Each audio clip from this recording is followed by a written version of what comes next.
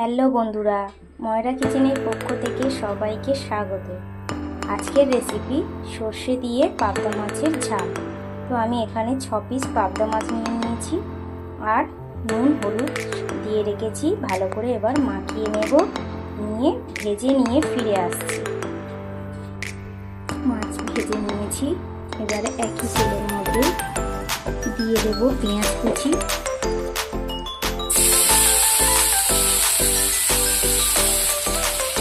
পেঁয়াজটা ভালো করে ভেজে নেব।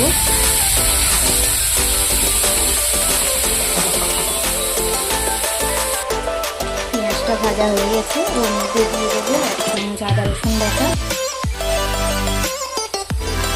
1 চামচ হলুদ গুঁড়ো, স্বাদ মতো নুন দিয়ে ভালো করে কষিয়ে নেব।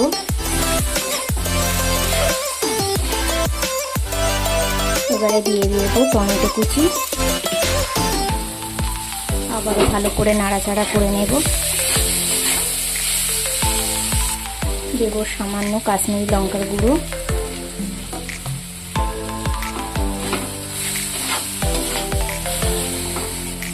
সামান্য জল দেব,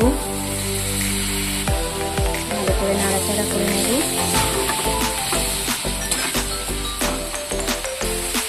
দেব 2 কাঁচা লঙ্কা ফাটা,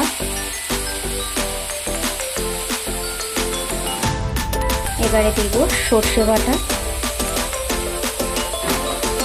এবারে ভালো করে নাড়াচাড়া করে নেব।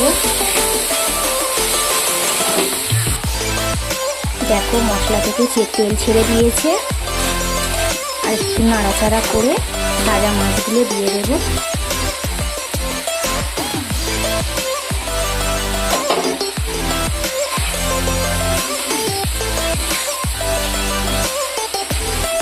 হালকা হাতে নেড়ে চেড়ে নিয়ে পরিমাণ মতো জল দিয়ে দেব।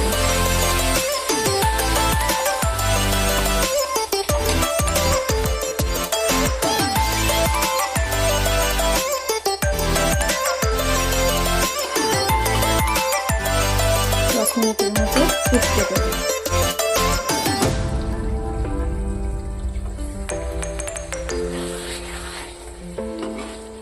পাবদা মাছের ঝাল রেডি হয়ে গেল। উপর থেকে সামান্য ধনেপাতা ছড়িয়ে দেব, আবারও একটু নাড়াচাড়া করে নেব।